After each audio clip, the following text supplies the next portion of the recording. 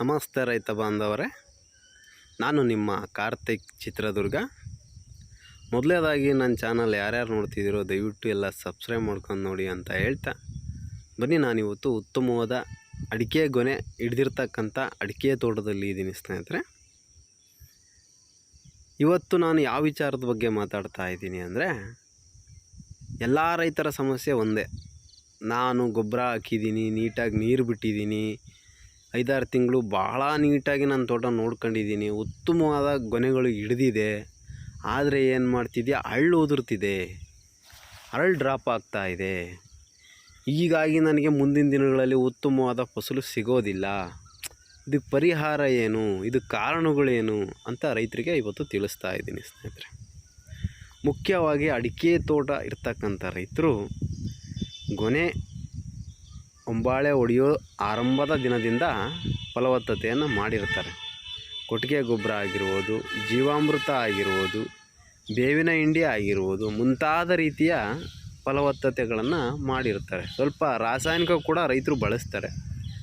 ರಾಸಾಯನಿಕ ಬಳಸೋದ್ರಿಂದ ನಿಮಗೆ ರಿಸಲ್ಟ್ ಈ ವರ್ಷ ಚೆನ್ನಾಗಿ ಬರ್ಬೋದು. ಮುಂದಿನ ದಿನಗಳಲ್ಲಿ ನಿಮ್ಮ ಅಡಿಕೆ ಮರಗಳು ರೋಗಗಳಿಗೆ ಬೀಳ್ತವೆ, ಅನೇಕ ಸಮಸ್ಯೆಗಳನ್ನು ಎದುರಿಸಬೇಕಾಗುತ್ತೆ ಅಡಿಕೆ ತೋಟದಲ್ಲಿ. ಹಾಗಾಗಿ ಸ್ವಲ್ಪ ಸಾವಯವ ಕೃಷಿ ಮೊರೆ ಹೋದರೆ ಉತ್ತಮ. ಈ ರೀತಿಯೆಲ್ಲ ರೈತರು ಆರೈಕೆಯನ್ನು ಮಾಡಿರ್ತಾರೆ. 5-6 ತಿಂಗಳು ಉತ್ತಮವಾಗಿ 5, 6, 7 ಗೊನೆಗಳು ನಿಮ್ಮ ಅಡಿಕೆ ಮರಗಳು ಹಿಡಿದಿರ್ತವೆ ಸ್ನೇಹಿತರೆ. ಇಲ್ಲಿ ಯಾವ ರೀತಿ ಹಿಡಿದಿದ್ದಾವೋ ಆ ರೀತಿ ಹಿಡಿದಿರ್ತವೆ.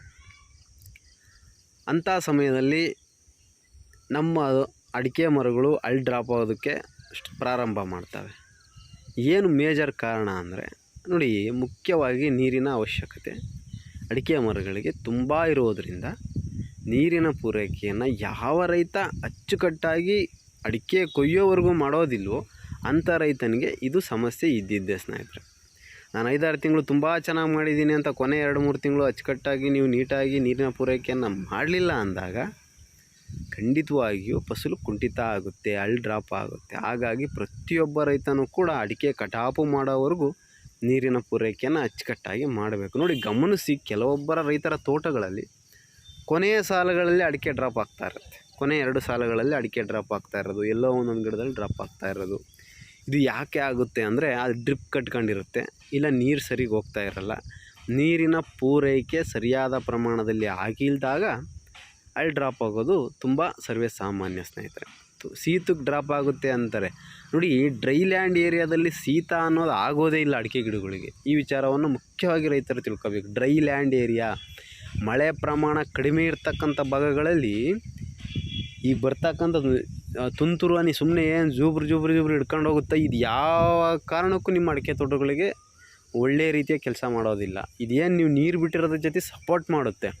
ಹಾಗಾಗಿ ಈ ಮಳೆ ತಲೆ ಕೆಡಿಸ್ಕೊಂಡು ನೀರನ್ನು ಸರಿಯಾಗಿ ಬಿಡಲಿಲ್ಲ ಅಂದರೆ ಖಂಡಿತವಾಗಿಯೂ ಫಸಲು ಕುಂಠಿತ ಆಗೋದಂತೂ ಸಾಧ್ಯ. ನೋಡಿ, ಇದಾದ ಮೇಲೆ ನಾವು ಕಲ್ಟಿವೇಷನ್, ಕೆಲವೊಬ್ಬ ರೈತರು ಏನು ಮಾಡಿಬಿಡ್ತಾರೆ, ಪ್ರತಿ ತಿಂಗಳು ಕಲ್ಟಿವೇಷನ್ ಮಾಡಿಸ್ತಾರೆ. ನಮ್ಮ ತೋಟ ತುಂಬ ಚೆನ್ನಾಗಿರಬೇಕು, ಹೇಗೆ ಕಳೆ ಆಗಬಾರ್ದಪ್ಪ, ಅದು ಆಗಬಾರ್ದಪ್ಪ, ಇದಾಗಬಾರ್ದಪ್ಪ ಅಂತ. ನಾವು ಮಾಡ್ತಕ್ಕಂಥ ತಪ್ಪಿನಿಂದನೂ ಕೂಡ ಹಳ್ಳು ಡ್ರಾಪ್ ಆಗುತ್ತೆ ಸ್ನೇಹಿತರೆ. ಯಥೇಚ್ಛವಾಗಿ ಕಲ್ಟಿವೇಷನ್ ಮಾಡಿಸಿದಾಗ ಏನಾಗುತ್ತೆ, ಅಡಿಕೆ ಬೇರುಗಳು ಕಟ್ಟಾಗೋದು ಸರ್ವೇ ಸಾಮಾನ್ಯ. ಅಡಿಕೆ ಬೇರುಗಳು ಕಟ್ಟಾದಾಗ ಫಲವತ್ತತೆಯನ್ನು ಎಲ್ಲಿಂದ ತಗೋಬೇಕು ಮರಗಳು? ಫಲವತ್ತತೆ ತಗೊಳೋದಕ್ಕೆ ಶಕ್ತಿ ರೂಪಿಸ್ಕೊಳೋದ್ರ ಕಡೆ ಗಮನ ಹೋಗ್ತದೆ. ಆಗ ನಿಮ್ಮ ಅಡಿಕೆ ಮರಗಳು ಫಲವತ್ತತೆ ಶಕ್ತಿ ರೂಪಿಸ್ಕೊಳೋದ್ರ ಕಡೆ ಗಮನ ಹೋದಾಗ ಅಡಿಕೆ ಗೊನೆಗಳು ಸದೃಢವಾಗಿ ಹಿಡಿಯೋದಕ್ಕೆ ಸಾಧ್ಯ ಆಗೋದಿಲ್ಲ. ಯಥೇಚ್ಛವಾಗಿ ಕಲ್ಟಿವೇಷನನ್ನು ಮಾಡಿಸ್ಬೇಡಿ. ವರ್ಷಕ್ಕೆ 2 ಬಾರಿ ಮಾಡಿಸಿ, ಸಾಧ್ಯವಾದರೆ ಇನ್ನೂ ಅನಿವಾರ್ಯ ಅಂದರೆ 3 ಬಾರಿ ಮಾಡಿಸಿ. ಒಮ್ಮೆ ಗೊಬ್ಬರ ಹಾಕ್ಬೇಕಾದ್ರೆ, ಒಮ್ಮೆ ಫಸಲು ಕಟಾಪು ಮಾಡಬೇಕಾದ್ರೆ, ಅನಿವಾರ್ಯ ಅಂದಾಗ ಇನ್ನೊಂದು ಸಾರಿ ಮಾಡಿಸಿ. 3 ಬಾರಿ ಕಲ್ಟಿವೇಷನ್ನ ಅವಶ್ಯಕತೆ ಅಷ್ಟೇ ಅಡಿಕೆ ತೋಟಗಳಿಗೆ ಇರೋದು. ಅದಾದ ಮೇಲೆ ಇವತ್ತು ಬ್ರಷ್ ಕಟ್ಟಿಂಗ್ ಬಂದಿದೆ, ಹುಲ್ಲನ್ನು ಕಟ್ ಮಾಡ್ತಕ್ಕಂಥದ್ದು ಬಂದಿದೆ. ಕಲ್ಟಿವೇಷನ್ ಮಾಡಿಸ್ತೇ ಇರ್ಬೋದು, ಅದು ತುಂಬ ಉತ್ತಮ. ಅದು ಮಾಡ್ತಕ್ಕಂಥ ರೈತರು ಖಂಡಿತವಾಗಿಯೂ ಅದನ್ನು ಬಳಸ್ಕೊಳ್ಳಿ. ಕಲ್ಟಿವೇಷನ್ನೇ ಮಾಡಿಸ್ಬೇಡಿ, ನಿಮ್ಮ ತೋಟಕ್ಕೆ ಇನ್ನೂ ಚೆನ್ನಾಗಿರುತ್ತೆ ನಿಮ್ಮ ತೋಟ. ನೋಡಿ, ಮುಖ್ಯವಾಗಿ ನೀರಿನ ಪೂರೈಕೆ, ಕಲ್ಟಿವೇಷನ್ನ ಯಥೇಚ್ಛವಾಗಿ ಮಾಡಿಸ್ಬೇಡಿ. ಅವಶ್ಯಕತೆಗೆ ತಕ್ಕಷ್ಟು ಮಾಡ್ಕೊಳ್ಳಿ. ಅನಿವಾರ್ಯ ಬ್ರಷ್ ಕಟಿಂಗ್ ಮಾಡ್ತೀನಿ, ನಾನು ಕಲ್ಟಿವೇಷನ್ನೇ ಮಾಡಲ್ಲ ಅಂದರೆ ಖಂಡಿತವಾಗಿಯೂ ಅದನ್ನು ಬಳಸ್ಕೊಳ್ಳಿ. ಅದಾದ ಮೇಲೆ 3ನೇದು, ನಿಮ್ಮ ತೋಟದಲ್ಲೇ ನೀವು ಗೊಬ್ಬರವನ್ನು ತಯಾರು ಮಾಡ್ಬೋದು. ಗರಿ ಮುಂತಾದ ಕಸ ಕಡ್ಡಿ ಎಲ್ಲ ಬಿದ್ದಿರುತ್ತಲ್ಲ, ಅದನ್ನು ಹೊರಗಡೆ ಎತ್ತಾಕ್ಬಿಡಿ ಬದಿಗೆ. ಬದ ಎಷ್ಟು ಫಲವತ್ತತೆ ಆಗುತ್ತೆ ನೋಡಿ ಆವಾಗ.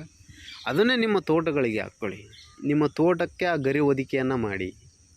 ಆ ಗರಿ ಹೊದಿಕೆಯಿಂದ ಮಣ್ಣು ಮೃದು ಆಗುತ್ತೆ, ಫಲವತ್ತತೆ ಹೆಚ್ಚಾಗುತ್ತೆ, ಬೇರುಗಳು ಮೇಲ್ಬೇರುಗಳು ಹೆಚ್ಚಾಗ್ತವೆ, ಎರೆಹುಳುಗಳು ಹೆಚ್ಚಾಗ್ತವೆ.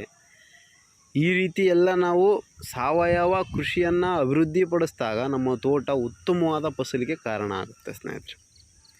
ಈ ಎಲ್ಲ ವಿಧಾನಗಳನ್ನು ನಾವು ನಮ್ಮ ಅಡಿಕೆ ತೋಟಗಳಿಗೆ ಅಳವಡಿಸಿಕೊಂಡು ನಾವು ಅಭಿವೃದ್ಧಿಯನ್ನು ಹೊಂದಬೇಕು. ಈಗ ಅಡಿಕೆ ಅಂತಕ್ಕಂಥದ್ದು ಒಂದು ಉತ್ತಮ ಲಾಭದಾಯಕ ಬೆಳೆ ಆಗಿದೆ, ವಾರ್ಷಿಕ ಬೆಳೆ ಆಗಿದೆ. ಇವತ್ತು ಅತಿ ಹೆಚ್ಚು ಬೆಲೆ ಇರ್ತಕ್ಕಂಥದ್ದು ಅಡಿಕೆಗೆ. ಇಂತಹ ಸಮಯದಲ್ಲಿ ಅಚ್ಚುಕಟ್ಟಾಗಿ ಆರೈಕೆಯನ್ನು ಮಾಡಿಕೊಂಡು ನಾವು ಲಕ್ಷಾಧಿಪತಿಗಳಾಗುವುದು. ಯಾವುದೇ ಕಾರಣಕ್ಕೂ ಮಾಹಿತಿಯನ್ನು ಸರಿಯಾಗಿ ತಗೊಂಡು ನೀಟಾಗಿ ಅಚ್ಚುಕಟ್ಟಾಗಿ ಆರೈಕೆಯನ್ನು ಮಾಡಿಕೊಂಡು ಹೆಚ್ಚು ಹೆಚ್ಚು ಫಸಲನ್ನು ನಾವು ಸಂಪಾದನೆ ಮಾಡಿಕೊಂಡು ಹೆಚ್ಚು ಹೆಚ್ಚು ಲಾಭವನ್ನು ನಾವು ಗಳಿಸ್ಬೋದು ಸ್ನೇಹಿತರೆ. ಈ ಎಲ್ಲ ವಿಚಾರಗಳನ್ನು ತಮಗೆ ತಿಳಿಸಿದ್ದೇನೆ ನಾನು ನಿಮ್ಮ ಕಾರ್ತಿಕ್ ಚಿತ್ರದುರ್ಗ. ನನ್ನ ಮಾಹಿತಿ ನಿಮಗೆ ಸರಿ ಅನಿಸಿದರೆ ಖಂಡಿತವಾಗಿಯೂ ನನ್ನ ಚಾನಲ್ನ ಸಬ್ಸ್ಕ್ರೈಬ್ ಮಾಡೋದನ್ನು ಮರಿಬೇಡಿ ಅಂತ ಹೇಳ್ತಾ, ಹರೇ ಕೃಷ್ಣ, ಧನ್ಯವಾದಗಳು.